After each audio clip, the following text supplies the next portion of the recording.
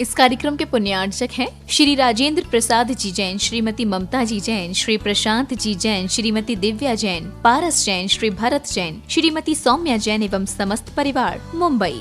परम पूज्य संत शिरोमणि आचार्य श्री विद्यासागर जी महाराज भारतीय श्रमण संस्कृति के एक ऐसे महान साधक थे जिनके ज्ञान, ध्यान और तप की चर्चा युगों युगों तक सारे विश्व में होती रहेगी। किसी ने उन्हें चलता फिरता तीर्थ कहा तो किसी ने तीर्थंकर, पर सच में तो वे चारित्र, ज्ञान, तप और वात्सल्यता में ऐसे श्रेष्ठ संत थे जिन्होंने भारतीय संस्कृति के संरक्षण और संवर्धन के साथ साथ सदैव सामाजिक समरसता का पक्ष लिया और अपने प्रभाव और प्रताप से जैन ही नहीं बल्कि विभिन्न धर्मों को मानने वाले लाखों करोड़ों लोगों के दिलों में अपना स्थान बना लिया। किंतु आज जब आचार्य भगवान देह रूप में हमारे साथ नहीं हैं, लेकिन उनके जैसे ही कठोर तपश्चर्या एवं प्रबल अनुशासन से पल्लवित संस्कारों की झलक देखने को मिलती है, उनके प्रथम आज्ञानुवर्ती शिष्य परम पूज्य नवाचार्य श्री 108 समय सागर जी महाराज में, जो उनके बताए मार्ग पर चलते हुए आज विश्व में धर्म की महती प्रभावना कर रहे हैं। आइए देखते हैं संत शिरोमणि आचार्य श्री 108 विद्यासागर जी महाराज के जन्म के 12 वर्ष बाद उन्हीं पुण्यवान माता के गर्भ से शरद पूर्णिमा के ही पावन पर्व पर जन्मे परम पूज्य नवाचार्य श्री 108 समय सागर जी महाराज की संयम पूर्ण जीवन यात्रा। आचार विचार हो या व्यवहार, तपश्चरण हो या संस्कार या फिर हो व्यक्तित्व की बात, परम पूज्य नवाचार्य श्री 108 समय सागर जी महाराज प्रत्येक दृष्टि से साक्षात आचार्य भगवान की प्रतिलिपि कहे जा सकते हैं। और हो भी क्यों ना, आखिर जन्म देने वाले माता पिता तो एक ही हैं, और फिर इसे एक विचित्र संयोग कहें या फिर मलप्पा जी और श्रीमती जी के पूर्व भवों का पुण्योदय, जो उन्हें 27 अक्टूबर सन 1958 को शरद पूर्णिमा के ही पावन पर्व पर पुनः एक बालक के माता पिता बनने का सौभाग्य प्राप्त हुआ। 6 भाई बहनों में सबसे छोटे किंतु शांत प्रवृत्ति के इस बालक का नाम शांतिनाथ रखा गया। शांतिनाथ जैन बाल्यावस्था से ही पढ़ने लिखने में तो कुशाग्र थे ही, लेकिन जैसे जैसे समय बीतता गया वैसे वैसे उनकी रुचि धर्म और आध्यात्म में बढ़ने लगी, और इसी अभिरुचि के कारण ही मात्र 17 साल की उम्र में ही शांतिनाथ जा पहुँचे राजस्थान स्थित श्री महावीर जी में विराजमान आचार्य श्री विद्यासागर जी की शरण में, जहां 2 मई 1975 को आचार्य श्री ने शांतिनाथ जी की प्रार्थना स्वीकार कर उन्हें ब्रह्मचर्य व्रत दे दिया। ब्रह्मचर्य व्रत धारण करते ही ब्रह्मचारी शांतिनाथ जी दिन रात गुरु सेवा और धर्म ध्यान में तल्लीन हो गए। संयम व्रत को धारण कर तप और साधना के निर्मल पथ पर चल रहे ब्रह्मचारी शांतिनाथ ने केवल 5 वर्ष की अल्प अवधि में ही वैराग्य पद के विभिन्न सोपानों को पार कर अपनी योग्यता से आचार्य भगवान को प्रभावित कर लिया, जिसका पारितोषिक मिला उन्हें मुनि दीक्षा के रूप में। 8 मार्च 1980 को मध्य प्रदेश के छतरपुर स्थित श्री दिगंबर जैन सिद्ध क्षेत्र द्रोणगिरी में आचार्य श्री विद्यासागर जी महाराज ने उन्हें मुनि दीक्षा प्रदान कर दिगंबर मुद्रा का पूर्ण साधक घोषित कर दिया और नाम दिया मुनि श्री समय सागर जी महाराज। मुनि दीक्षा के उपरांत मुनि श्री समय सागर जी महाराज ने कुछ वर्षों तक आचार्य श्री के संग में रहकर अध्ययन और अध्यापन किया। तत्पश्चात गुरु आज्ञा से पृथक संघ के नायक बनकर देश भर में विहार करते हुए धर्म प्रभावना करने लगे। अपने सानिध्य में कई पंच कल्याणक एवं विधान आदि धार्मिक अनुष्ठान संपन्न कराने के साथ ही उन्होंने अपनी लेखनी से कन्नड़, हिंदी, संस्कृत और मराठी भाषाओं में कई शास्त्रों की रचनाएं भी की। सन 2018 में ललितपुर में हुए पंच कल्याणक के दौरान आचार्य कुंद के नियम सार में वर्णित निर्यापक श्रवण की व्यवस्था का उल्लेख करते हुए आचार्य विद्यासागर जी महाराज ने मुनि श्री समय सागर जी महाराज को निर्यापक पद की उपाधि प्रदान कर संघ में नव दीक्षित मुनिराजों के निर्वाह का उत्तरदायित्व सौंप दिया। आचार्य कुंद देव ने यह बात बहुत स्पष्ट लिखी है, वह बात आप लोगों को समझ में आना चाहिए। जो दीक्षित करते हैं वे आचार्य कहलाते हैं, और इसके उपरांत जो नव में नए दीक्षित होते हैं उनके निर्वाह करने के लिए निर्यापक हाँ, आचार तो नहीं लिखा, लेकिन निर्यापक श्रमण का वह रूप दिया है उन्होंने। ये निर्यापक का अर्थ यह है, जैसे आचार्य महाराज कहते हैं उसके अनुसार जिनको ये दिया जाता है। ये लोग बहुत विलंब कर रहे थे, तो हमें भी ज़्यादा आग्रह करना अच्छा नहीं समझ में आया कि समय पर सब हो जाएगा। वह ललितपुर में योग था और आज आप लोगों के सामने हुआ है कि ये जितने भी नए श्रमण बने हैं, ये इनके लिए प्रशिक्षण देने का श्रेय जाता है समय सागर निर्यापक को। कौन चाहता है जिम्मेदारी लेना, लेकिन वे लेना तो पड़ेगा। तो समय सागर जी को बहुत आग्रह करना पड़ा। 40 साल होने के उपरांत हाउ कहा है।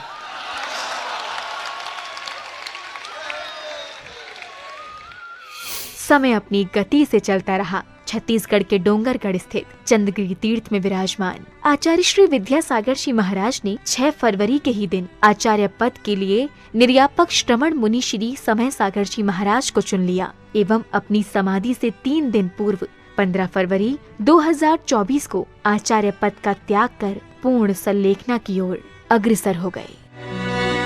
आचार्य भगवान की आज्ञानुसार निर्यापक श्रमण मुनिश्री समय सागर जी महाराज ने 16 अप्रैल 2024 को दमोह के कुंडलपुर में समस्त आचार्य संघ एवं देश भर के जैन समाज की उपस्थिति में पूज्य गुरुदेव के उत्तरदायित्वों के निर्वहन के लिए आचार्य पद स्वीकार कर लिया। पूज्य नवाचार्य समय सागर जी महाराज की।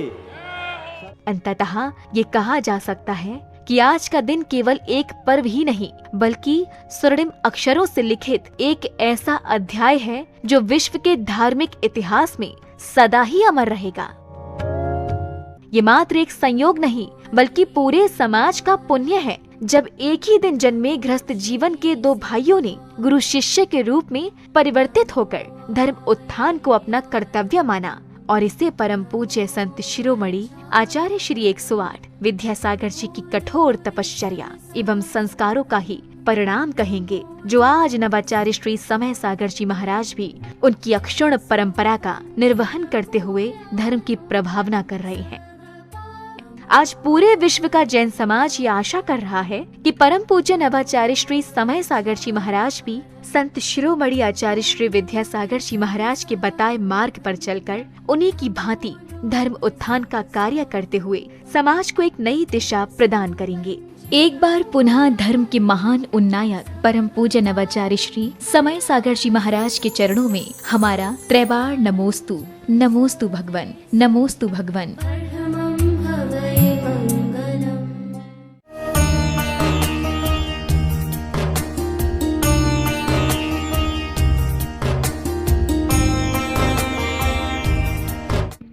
ओम नमः सिद्धेभ्यः, ओम नमः सिद्धेभ्यः।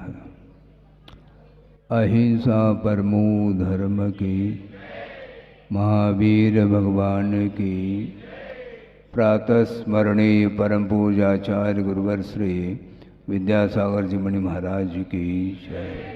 पूज्य निर्यापक स्मरण ज्येष्ठ श्रेष्ठ मुनि श्री समय सागर जी महाराज की, समस्त मुनि संघ की। सूर्य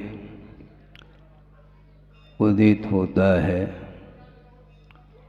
तो धरती को प्रकाशित कर देता है। सूर्य किरणों के अभाव में चारों ओर अंधकार छाया हुआ रहता है और उस अंधकार के कारण निकटवर्ती पदार्थ भी देखने को नहीं मिलते।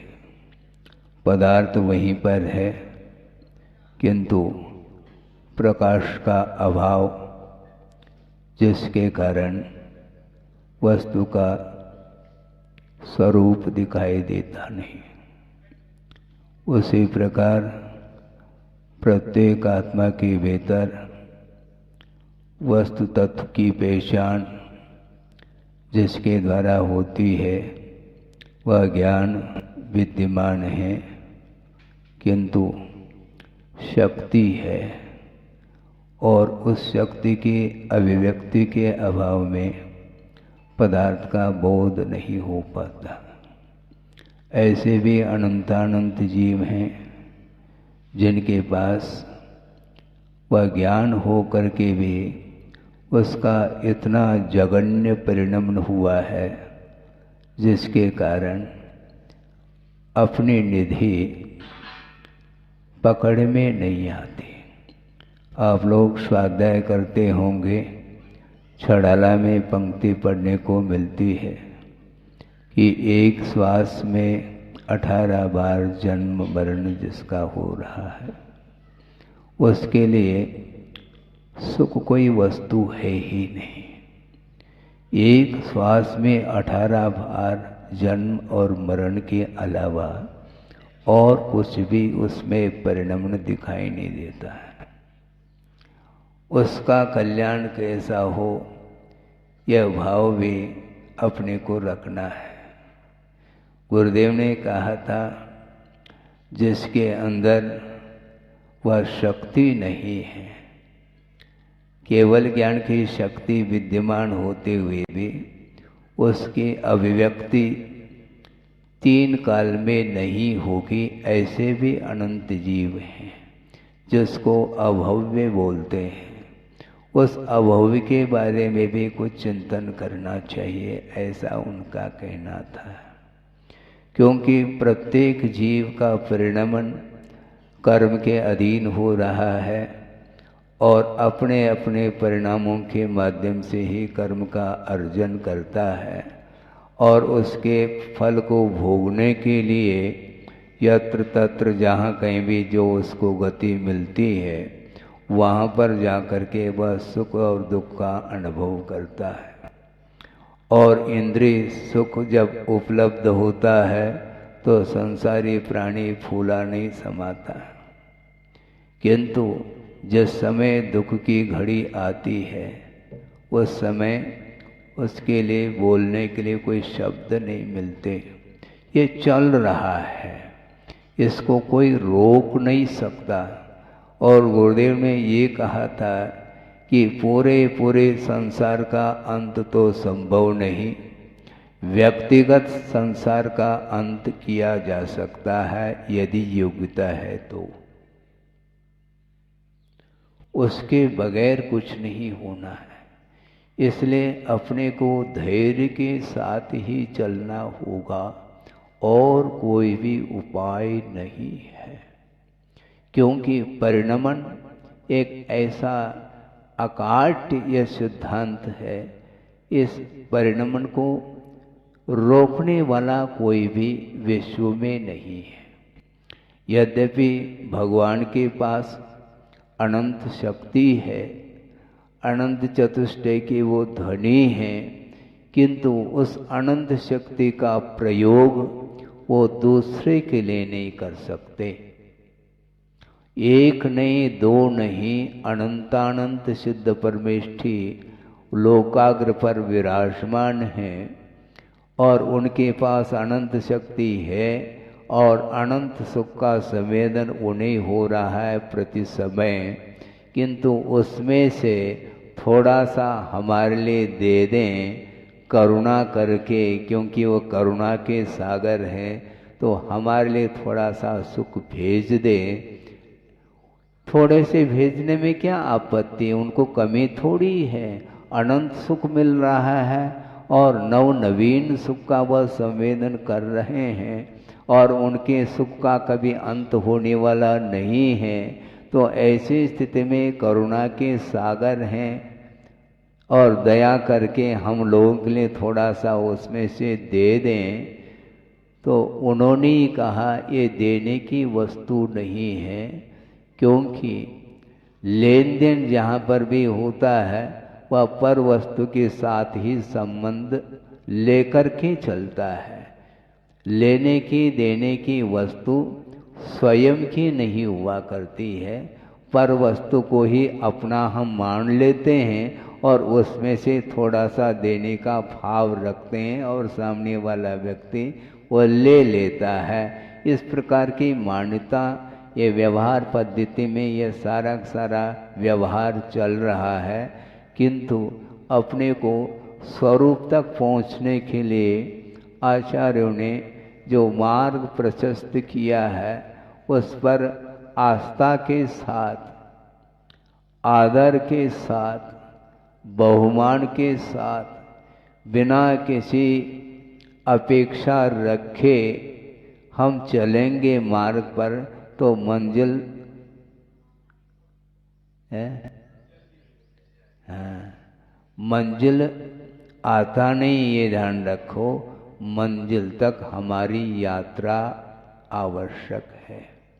संसारी प्राणी की हमने कई बार कहा है प्रसंग के अनुरूप कि संसारी प्राणी की यात्रा नहीं हो रही, किंतु परिभ्रमण चल रहा है, और परिभ्रमण और यात्रा में जमीन आसमान का अंतर हुआ करता है।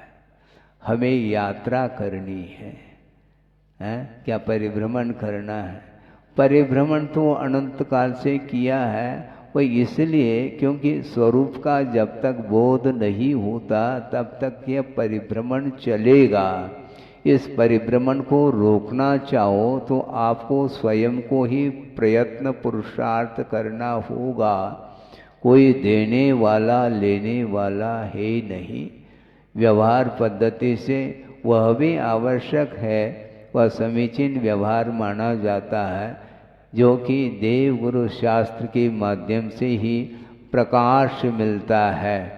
ये उतना सत्य है, किंतु प्रकाश मिलने के उपरांत आपके आंखों में भी ज्योति होनी चाहिए।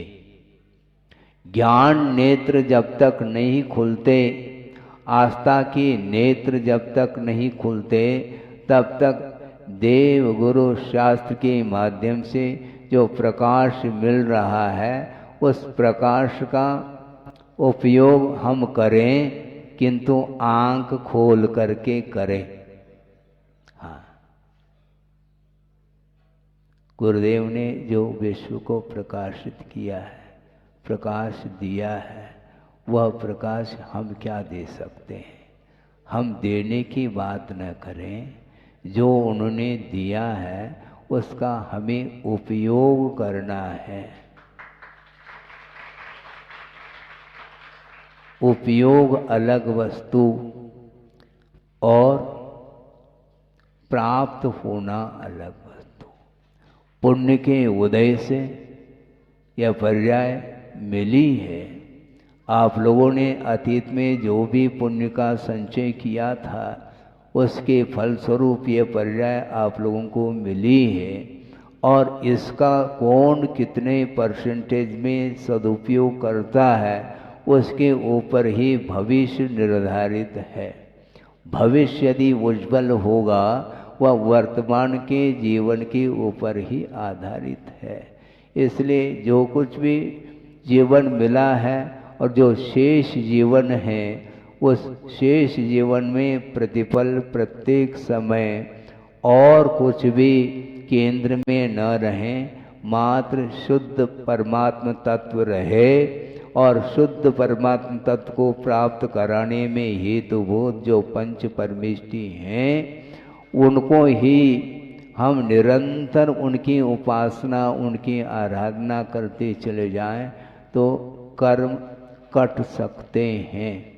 सकते इसलिए कहा जा रहा है क्योंकि आराधना तो संसारी प्राणी ने की है, किंतु उसका प्रतिफल देखने को नहीं मिल रहा है। क्यों नहीं मिल रहा है यह प्रश्न उठता है, किंतु आचार्य कहते हैं कि मिल रहा है। कैसा मिल रहा है महाराज? जितना आपने लिखा है, जितने परसेंटेज में आपने पुरुषार्थ सही दिशा की ओर किया है, उतने ही परसेंटेज में वह मिलेगा। अतिरिक्त क्यों नहीं मिलता? अतिरिक्त कोई चीज मिलता ही नहीं। इच्छा जरूर होती कि जो और मिले और मिले, वो मिलता नहीं, क्योंकि कारण के अनुरूप ही सारा सारा कार्य निर्धारित होता है। इसलिए हम अपने परिणामों को पवित्र बनाने का पुरुषार्थ करना चाहिए। हमारे परिणाम पवित्र बन रहे हैं क्या नहीं बन रहे हैं ये आपको भी ख्याल नहीं है, तो दूसरे को कहाँ से ख्याल में आ सकता है। इसलिए मैं ये कह रहा था कि प्रत्येक जीव के पास ज्ञान विद्यमान हो करके भी उसका उपयोग नहीं होने के कारण, अथवा उस ज्ञान के ऊपर एक ऐसा और आवरण आया है। ज्ञान को आवरणित करने वाले कितने कर्म हैं कोई पूछेंगे तो उत्तर तो सामान्य रूप से यही मिलता है कि ज्ञान को आवरणित करने वाला मात्र ज्ञानावरणी कर्म है, अन्य कर्मों का इसमें कोई योगदान है ही नहीं, इस प्रकार कहने में तो आता है। इसी का नाम प्रकृति है। ज्ञान को आवरणित करना ही जिसका स्वभाव है उसका नाम ज्ञानावरणी प्रकृति है। किंतु ये ध्यान रखे कि ज्ञानावरणी कर्म का क्षोभशम हुआ, उसके माध्यम से पदार्थ का ज्ञान हो सकता है और होता है, किंतु वह ज्ञान समीचीन रूप से परिणमन कब करता है ये और विशेष बात हो गई।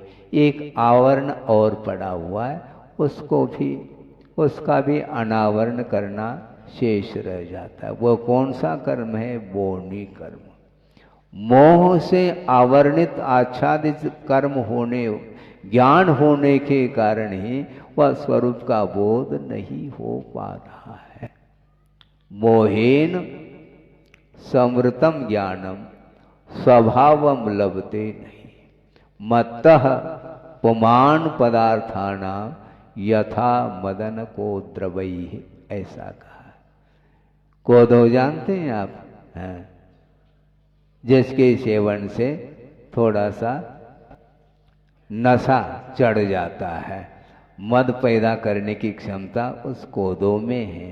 उसी प्रकार यहाँ पर मोह से आच्छादित है और मत्त है।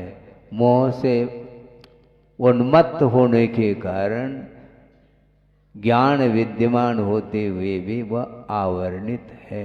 इसलिए अपने को और कुछ भी नहीं करना, मोक्ष मार्ग में करने के लिए कुछ भी नहीं है सिवाय मोहनी जो कर्म है उस कर्म को ही समाप्त करने का एकमात्र पुरुषार्थ होता है मोक्ष मार्ग में, क्योंकि उसके उदय के कारण ही पराया क्या है अपना क्या है इसका भेद नहीं हो पाता। उसके कारण उसको ऐसा लगता है ये मेरी वस्तु है, पराई वस्तु कभी भी मेरी नहीं हो सकती, यह बोध हो जाना चाहिए। इसलिए ज्ञान तो प्रत्येक के पास है किंतु वह उद्घाटित नहीं हो पा रहा है। केवल ज्ञान रूपी ज्योति जलाने की बात है, किंतु केवल ज्ञान रूपी ज्योति कब जलती है? जो मोह रूपी अंधकार विनाश को प्राप्त हो जाए। और मोह के कारण ही इस प्रकार दुख का अनुभव करना पड़ता है। ज़्यादा समय नहीं है, संक्षेप में इतना ही कहा गया है आगम में भी, और उतना ही हम कहना चाहते हैं, क्योंकि कहने के लिए बैठेंगे तो इसका कोई अंत तो है ही नहीं। बहुत इसका स्रोत का पार नहीं है, किंतु उतना ही हमें सीखना चाहिए, पढ़ना चाहिए, जिसके माध्यम से जन्म जरा और मृत्यु का क्षय हो सके। बार बार मरण जो हो रहा है वह कर्म के कारण ऐसा होता है, और मृत्यु के ऊपर विजय प्राप्त करने के लिए ही बड़े बड़े आचार्यों ने साधना की है, और हम लोगों के लिए भी इसी प्रकार की समीचीन साधना करने के लिए उन्होंने संकेत दिए हैं, प्रेरित किया है, और मार्ग को प्रशस्त करके वह चले जा रहे हैं। और संसारी प्राणी वह भूल जाता है, तात्कालिक थोड़ा सा बोध उसको हो जाता है, जैसे अभी आप लोग बैठ करके शांति से सुन रहे हैं, किंतु ज्यों ही प्रवचन समाप्त हो जाए तो आप शांति से बैठ सकेंगे क्या? एक क्षण के लिए भी नहीं बैठ सके, बिल्कुल तत्काल शोरगुल प्रारंभ हो जाता है। ऐसा क्यों? इसी का नाम तो नेचर है, ये बाय नेचर है। ये प्रकृति को परिवर्तित हम नहीं कर पाएंगे, आपको परिवर्तित करना होगा। आगम में यही लिखा है। हाँ, नीम का क्या स्वभाव, उसका नेचर क्या? कड़वा। वो मीठा कैसा होगा? वो स्वयं परिणाम हो जाए तब की बात है। गन्ना मीठा क्यों क्यों मत पूछो, इसमें तर्क नहीं चलने वाला है। स्वभाव के क्षेत्र में तर्क काम नहीं करता, इसी का नाम स्वभाव है, नेचर है। इसलिए संसार दशा में संसारी प्राणी का जो स्वभाव है वह इसी प्रकार रहेगा। फिर इसका अंत होगा क्या? नहीं होगा महाराज, अंत तो होगा, किंतु अंत तो गत्वा आपको ही पुरुषार्थ करना पड़ेगा। और यह पुरुषार्थ एकाध दिन का पुरुषार्थ हमें एक आध दिन के लिए कर ले, कुछ 2-5 मिनट के लिए कर ले, फिर बाद में आप ऊब जाते हैं। भगवान के पूजन करने के लिए बैठ जाते हैं, बैठ तो जाते हैं, लेकिन आपका मन बैठा है कि कहीं गया है, यह आपको ज्ञात नहीं है, ये ध्यान रखो। और यह युग वैज्ञानिक युग है, ये जमाना है। प्रत्येक व्यक्ति के जेब में क्या है? पहले तो प्रत्येक व्यक्ति के जेब में नोट देखने में आते थे, अब नोट नहीं दिखाई देता, मोबाइल दिखाई देता है। और वह मोबाइल आपके हाथ में है। ये क्षण के लिए भी आप निराकुल भाव के साथ भगवान के चरणों में भी नहीं बैठ सकोगे, ये ध्यान रखो। पूजन करने के लिए बैठे हैं और हलो हलो की घंटी बज जाती है, तो फिर बाद में आपका पूजन एक साइड में रह जाता है, पुनः उस फोन को अटेंड करते हैं आप। ये तो संसारी प्राणी की दशा, ये निरंतर देखने में आ रहा है। 1 मिनट में मैं बात कह करके पूर्ण कर लूँ। जो एक ऐसा जमाना था, एक समय था, जिस समय कि लोग कार्ड जिसको बोलते हैं लिखते थे। अंतर्देशीय अलग है, लिफाफा अलग है, और ये पोस्ट कार्ड एक खुला ही रहता था, और उसमें लिख करके वो पोस्ट में डाल दिया और वह पहुंच गया। कब? उसको पहुंचने के लिए लगभग 8-1 दिन लग जाते, और उधर से रिप्लाई आने के लिए 8-1 दिन। फिर बाद में जो है आपको समझ में बात आ जाएगी कि वहाँ पर क्या चल रहा है और क्या हो रहा है। और यहाँ पर 1 सेकंड नहीं, निरंतर वह चल रहा है।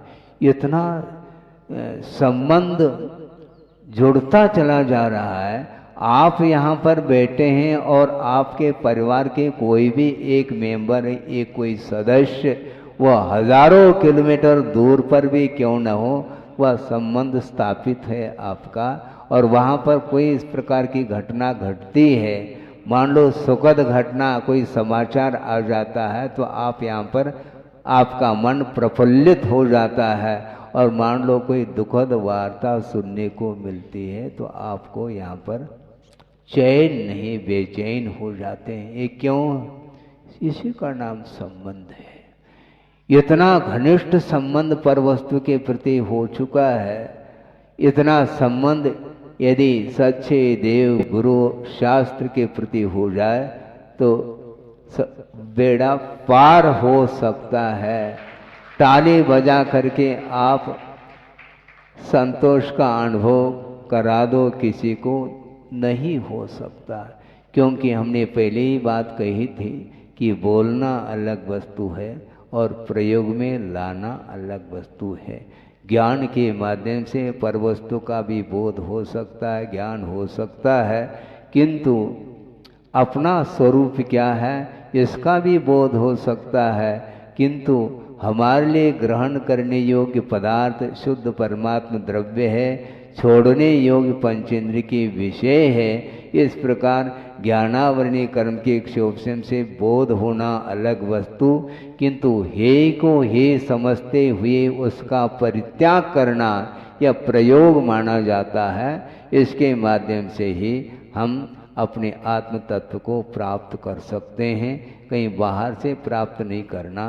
केवल जो आवरण है आत्मा के ऊपर अथवा भिन्न भिन्न गुणों के ऊपर, उस आवरण को ही हटाने का पुरुषार्थ आप करें और उसके माध्यम से ही हम कषायों से, कर्मों से और इस शरीर से पृथक अनुभव करते हुए और शुद्ध परमात्म तत्व की अभिव्यक्ति जब होगी, उसके माध्यम से स्वतंत्रता का संवेदन होगा, स्वभाव की अनुभूति होगी और उस स्वभाव की उपलब्धि एक बार होती है तो उसका विनाश नहीं हो सकता और अनंत काल के लिए स्वाधीन सुख का वह संवेदन करते रहते हैं सिद्ध परमेष्टि। उसी प्रकार के भीतर हमारे भीतर भी शक्ति विद्यमान है, किंतु उनकी उपासना करते हुए ही वहाँ तक हम पहुँच सकते हैं।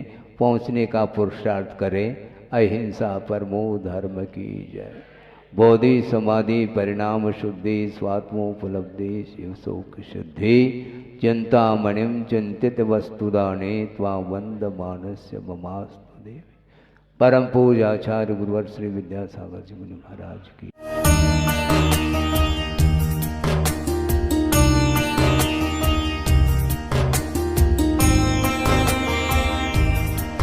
परम पूज्य संत शिरोमणि आचार्य श्री विद्यासागर जी महाराज भारतीय श्रमण संस्कृति के एक ऐसे महान साधक थे जिनके ज्ञान, ध्यान और तप की चर्चा युगों युगों तक सारे विश्व में होती रहेगी। किसी ने उन्हें चलता फिरता तीर्थ कहा तो किसी ने तीर्थंकर, पर सच में तो वे चारित्र, ज्ञान, तप और वात्सल्यता में ऐसे श्रेष्ठ संत थे जिन्होंने भारतीय संस्कृति के संरक्षण और संवर्धन के साथ साथ सदैव सामाजिक समरसता का पक्ष लिया और अपने प्रभाव और प्रताप से जैन ही नहीं बल्कि विभिन्न धर्मों को मानने वाले लाखों करोड़ों लोगों के दिलों में अपना स्थान बना लिया। किंतु आज जब आचार्य भगवान देह रूप में हमारे साथ नहीं हैं, लेकिन उनके जैसे ही कठोर तपश्चर्या एवं प्रबल अनुशासन से पल्लवित संस्कारों की झलक देखने को मिलती है, उनके प्रथम आज्ञानुवर्ती शिष्य परम पूज्य नवाचार्य श्री 108 समय सागर जी महाराज में, जो उनके बताए मार्ग पर चलते हुए आज विश्व में धर्म की महती प्रभावना कर रहे हैं। आइए देखते हैं संत शिरोमणि आचार्य श्री 108 विद्यासागर जी महाराज के जन्म के 12 वर्ष बाद उन्हीं पुण्यवान माता के गर्भ से शरद पूर्णिमा के ही पावन पर्व पर जन्मे परम पूज्य नवाचार्य श्री 108 समय सागर जी महाराज की संयम पूर्ण जीवन यात्रा। आचार विचार हो या व्यवहार, तपश्चरण हो या संस्कार या फिर हो व्यक्तित्व की बात, परम पूज्य नवाचार्य श्री 108 समय सागर जी महाराज प्रत्येक दृष्टि से साक्षात आचार्य भगवान की प्रतिलिपि कहे जा सकते हैं। और हो भी क्यों ना, आखिर जन्म देने वाले माता पिता तो एक ही हैं, और फिर इसे एक विचित्र संयोग कहें या फिर मलप्पा जी और श्रीमती जी के पूर्व भवों का पुण्योदय, जो उन्हें 27 अक्टूबर सन 1958 को शरद पूर्णिमा के ही पावन पर्व पर पुनः एक बालक के माता पिता बनने का सौभाग्य प्राप्त हुआ। 6 भाई बहनों में सबसे छोटे किंतु शांत प्रवृत्ति के इस बालक का नाम शांतिनाथ रखा गया। शांतिनाथ जैन बाल्यावस्था से ही पढ़ने लिखने में तो कुशाग्र थे ही, लेकिन जैसे जैसे समय बीतता गया वैसे वैसे उनकी रुचि धर्म और आध्यात्म में बढ़ने लगी और इसी अभिरुचि के कारण ही मात्र 17 साल की उम्र में ही शांतिनाथ जा पहुँचे राजस्थान स्थित श्री महावीर जी में विराजमान आचार्य श्री विद्यासागर जी की शरण में, जहां 2 मई 1975 को आचार्य श्री ने शांतिनाथ जी की प्रार्थना स्वीकार कर उन्हें ब्रह्मचर्य व्रत दे दिया। ब्रह्मचर्य व्रत धारण करते ही ब्रह्मचारी शांतिनाथ जी दिन रात गुरु सेवा और धर्म ध्यान में तल्लीन हो गए। संयम व्रत को धारण कर तप और साधना के निर्मल पथ पर चल रहे ब्रह्मचारी शांतिनाथ ने केवल 5 वर्ष की अल्प अवधि में ही वैराग्य पथ के विभिन्न सोपानों को पार कर अपनी योग्यता से आचार्य भगवान को प्रभावित कर लिया, जिसका पारितोषिक मिला उन्हें मुनि दीक्षा के रूप में। 8 मार्च 1980 को मध्य प्रदेश के छतरपुर स्थित श्री दिगंबर जैन सिद्ध क्षेत्र द्रोणगिरी में आचार्य श्री विद्यासागर जी महाराज ने उन्हें मुनि दीक्षा प्रदान कर दिगंबर मुद्रा का पूर्ण साधक घोषित कर दिया और नाम दिया मुनि श्री समय सागर जी महाराज। मुनि दीक्षा के उपरांत मुनि श्री समय सागर जी महाराज ने कुछ वर्षों तक आचार्य श्री के संग में रहकर अध्ययन और अध्यापन किया। तत्पश्चात गुरु आज्ञा से पृथक संघ के नायक बनकर देश भर में विहार करते हुए धर्म प्रभावना करने लगे। अपने सानिध्य में कई पंचकल्याणक एवं विधान आदि धार्मिक अनुष्ठान संपन्न कराने के साथ ही उन्होंने अपनी लेखनी से कन्नड़, हिंदी, संस्कृत और मराठी भाषाओं में कई शास्त्रों की रचनाएं भी की। सन 2018 में ललितपुर में हुए पंचकल्याणक के दौरान आचार्य कुंद के नियम सार में वर्णित निर्यापक श्रवण की व्यवस्था का उल्लेख करते हुए आचार्य विद्यासागर जी महाराज ने मुनि श्री समय सागर जी महाराज को निर्यापक पद की उपाधि प्रदान कर संघ में नव दीक्षित मुनिराजों के निर्वाह का उत्तरदायित्व सौंप दिया। आचार्य कुंद देव ने यह बात बहुत स्पष्ट लिखी है। वह बात आप लोगों को समझ में आना चाहिए।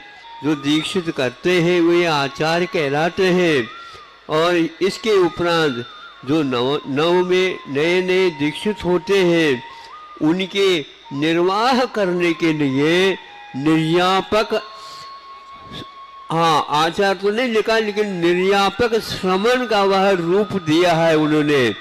ये निर्यापक का अर्थ यह है जैसे आचार्य महाराज कहते हैं उसके अनुसार जिनको ये दिया जाता है। ये लोग बहुत विलम्ब कर रहे थे तो हमें भी ज़्यादा आग्रह करना अच्छा नहीं समझ में आया कि समय पर सब हो जाएगा। वह ललितपुर में योग था और आज आप लोगों के सामने हुआ है कि ये जितने भी नए श्रमण बने हैं ये इनके लिए प्रशिक्षण देने का श्रेय जाता है समय सागर निर्यापक को। कौन चाहता है जिम्मेदारी लेना, लेकिन वे लेना तो पड़ेगा। तो समय सागर जी को बहुत आग्रह करना पड़ा। 40 साल होने के उपरांत हाउ कहा है।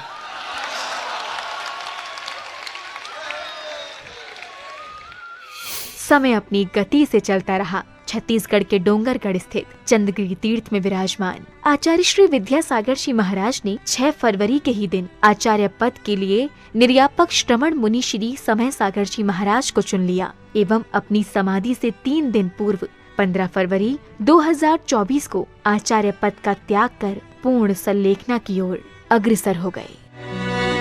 आचार्य भगवान की आज्ञा अनुसार निर्यापक श्रमण मुनि श्री समय सागर जी महाराज ने 16 अप्रैल 2024 को दमोह के कुंडलपुर में समस्त आचार्य संघ एवं देश भर के जैन समाज की उपस्थिति में पूज्य गुरुदेव के उत्तरदायित्वों के निर्वहन के लिए आचार्य पद स्वीकार कर लिया। पूज्य नवाचार्य समय सागर जी महाराज की।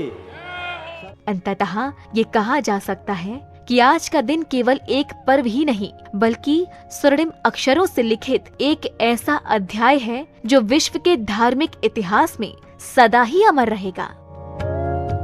ये मात्र एक संयोग नहीं बल्कि पूरे समाज का पुण्य है जब एक ही दिन जन्मे गृहस्थ जीवन के 2 भाइयों ने गुरु शिष्य के रूप में परिवर्तित होकर धर्म उत्थान को अपना कर्तव्य माना और इसे परम पूज्य संत शिरोमणि आचार्य श्री 108 विद्यासागर जी की कठोर तपश्चर्या एवं संस्कारों का ही परिणाम कहेंगे, जो आज नवाचार्य श्री समय सागर जी महाराज भी उनकी अक्षुण्ण परंपरा का निर्वहन करते हुए धर्म की प्रभावना कर रहे हैं।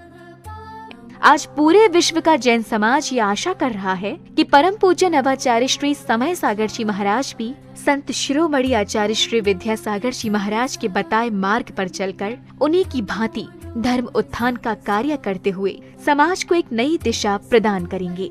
एक बार पुनः धर्म के महान उन्नायक परम पूज्य नवाचार्य श्री समय सागर जी महाराज के चरणों में हमारा त्रैबार नमोस्तु। नमोस्तु भगवन, नमोस्तु भगवन। इस कार्यक्रम के पुण्यार्चक थे श्री राजेंद्र प्रसाद जी जैन, श्रीमती ममता जी जैन, श्री प्रशांत जी जैन, श्रीमती दिव्या जैन, पारस जैन, श्री भरत जैन, श्रीमती सौम्या जैन एवं समस्त परिवार, मुंबई।